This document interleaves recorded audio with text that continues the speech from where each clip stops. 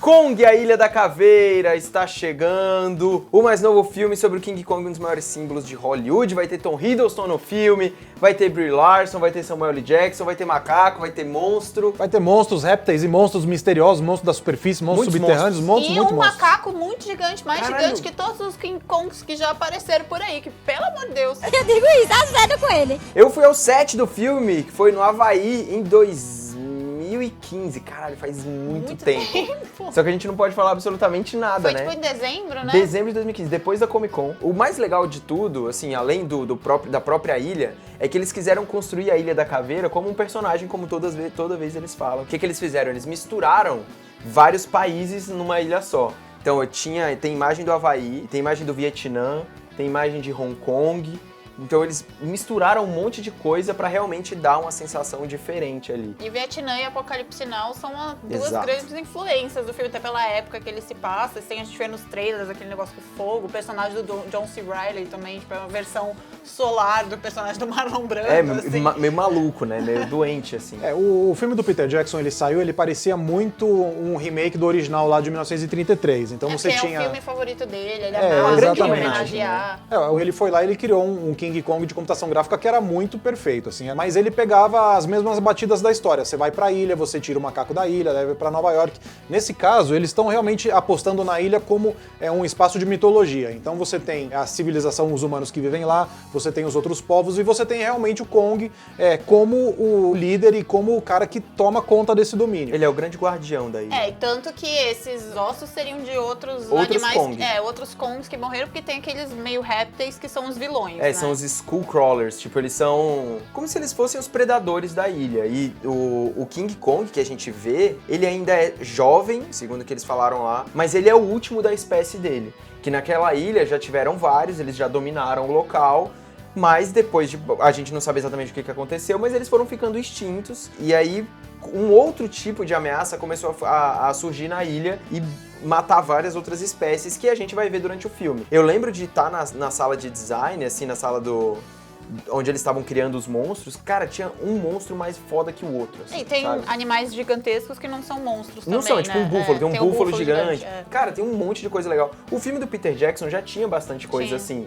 Só que eu acho que a pegada é um pouco diferente, é mais puxado pra uma fantasia, sabe? Pra um negócio mais lúdico, assim, eu acho. E pra você realmente montar um universo de monstros, assim. É isso. Você tem... Pra mim, o trailer é muito interessante porque ele evoca Apocalipse Now o tempo inteiro e tal. Eu acho bacana que eles meio que joguem com essa linguagem de filme de guerra. Mas, ao mesmo tempo, se você for pensar nesses filmes da Legendary, o Círculo de Fogo, o Godzilla, o King Kong, você tem uma oportunidade, não necessariamente cruzar esses filmes, mas de criar universos de monstros que sejam bem legais, assim, e você não ficar dependendo sempre dos personagens humanos.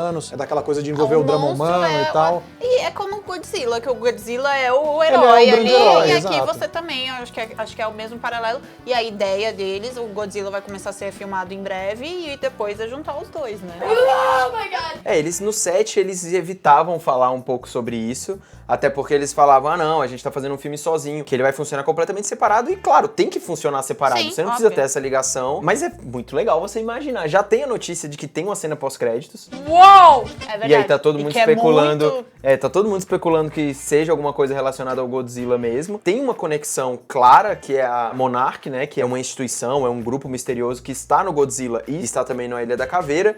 Mas o que mais me chamou a atenção, assim, depois dos trailers, é essa mistura de fantasia com guerra. E fantasia, guerra, um negócio mais sério, que a gente tem personagens malucos, tipo o Samuel L. Jackson, que é o militar malucão, ex-guerra do Vietnã e tudo mais. E tem uns personagens mais engraçados, tipo o John C. Reilly, que eu acho que uma coisa que o diretor, o Jordan, falou aqui na Comic Con quando ele veio, é que é um filme cheio de misturas de tons, assim. O começo do filme tem muita coisa de guerra, em alguns momentos alguma coisa tensa que mostra as consequências da guerra nas pessoas, mas de repente tem um alívio cômico bizarro. É curioso até o cara falar, olha, meu filme realmente é desnivelado, mas é proposital.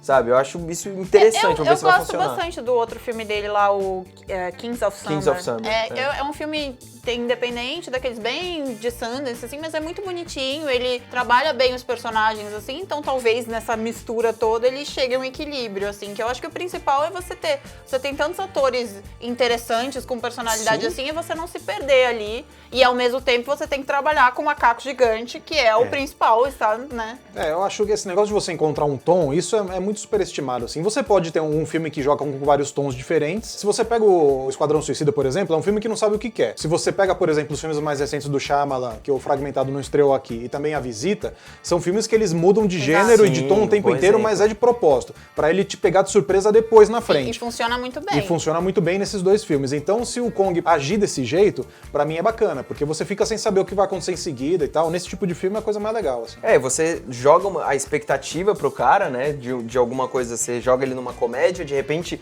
tá uma situação absurdamente séria. A cena que eu vi sendo gravada lá foi um momento onde o Kong... Enfim, é um spoiler, não vou falar, mas o Kong está perto do grupo do Tom Hiddleston e o Tom Hiddleston está brigando com o Samuel L. Jackson. Não brigando, discutindo. E o Kong tá lá. Não estava no set, porque era uma tela verde gigante. Na verdade, era uma tela verde gigante, uma bolinha verde. Só tinha a bola. Era uma tela verde enorme e uma bola de referência para as pessoas olharem. É muito grande, né? Cara, sério, devia ter quase uns 10 metros a tela verde. A filmagem foi feita numa fazenda. Longe, era tipo 1 hora de lá, e eles construíram um lago pra pegar fogo, assim, eles construíram, cavaram, fizeram um lago pra jogar combustível lá dentro e explodir fogo numa cena. Por que não, né? Se você pode. Não, se você pode fazer fogo prático assim, né? Nossa, não, era foda. tudo. Claro que vai ter muita coisa de computação gráfica, mas, cara, esse negócio do lago me impressionou muito, assim. Eu achei muito, muito legal. Mas, e você viu a cena ao vivo ou vocês viram do monitor? As duas coisas, porque a cena era gravada perto. Então, assim, eu conseguia ouvir os caras falando, que eu conseguia ver, só que como tinha algumas câmeras, algumas pessoas da equipe na frente, eu só via o Samuel L. Jackson falando e o Tom Hiddleston no primeiro take, que ele estava aqui e andava pra chegar perto do Samuel L. Jackson. Então eu via ele aqui, quando ele vinha pra cá ele já ficava tapado. Mas eu via o Samuel L. Jackson a cena inteira, assim. E ele mudava as falas, cada take ele mudava a fala. Cara, foi muito legal. E ver o Samuel L. Jackson depois, entrevistar ele, eu acho que foi a primeira entrevista que eu fiquei intimidado, assim, porque o bicho era mal-humorado. Muito mal-humorado. Não tem negócio que você falou que só quando perguntaram de golfe pra ele, ele ficou de boa? Ele tava muito mal-humorado, porque... Incomum, cara. Eu acho que ele devia estar 9 horas gravando. Eu fiquei no set 11 horas. Mas beleza, tava esperando o cara. Quando eu esperei, eu tava ansioso. Só que eu olhei pra cara dele, mano, ele já tem 60 anos de indústria. Ele estava sem saco nenhum, mas ele ficou lá. Ele falou com a gente, tava de muito mau humor. Aí uma jornalista fez uma pergunta pra ele sobre golfe. Aí ele abriu um sorriso, mano. A entrevista virou outra. Foi bem legal essa parte. Quando entrevistar Samuel Jackson... Fale sobre golfe. Fale sobre golfe. Falando de temas assim, o personagem dele, você fala que é o personagem de perfil mais militar, que defende os homens contra os animais e tal. Eu acho que não tem muito como fugir disso, né? Não. Você tem a Brie Larson, que é a fotógrafa, ela deve fazer meio o lado natureba, assim, de você chegar e não interferir na natureza. Isso. Tipo, eu acho que os temas desses filmes de King Kong são todos mais ou menos esses, sempre, assim. Tipo, você não tem como fugir muito, mas ao mesmo tempo você pode encontrar várias variações dentro dessa fórmula meio fechada, assim, e fazer um filme de aventura com tons de comédia, com tons de guerra e tal. Acho que pode ser um negócio bacana. Acho que tem que ser um filme mais... O filme do Peter Jackson, eu gosto muito, eu gosto do filme. Só que eu acho que ele é muito grande e ele às vezes perde o fio da meada no meio da aventura, sabe? Talvez esse filme precise disso, de um ritmo mais acelerado, mais constante. Sabe, já que vai se passar todo na ilha, é um foco só.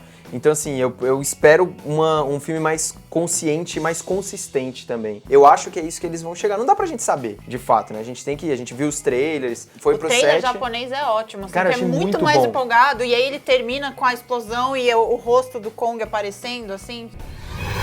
King Kong! Muito foda. Não, e as cenas do Kong contra os helicópteros, contra as pessoas. E ele andando de boinha na água já é foda, assim, porque é muito grande. Muito grande. E o embate entre ele e o Godzilla é uma coisa que todo mundo quer ver, né? Eles deram ganho nesse Kong justamente por causa disso eu acho também, que é pros dois conseguirem.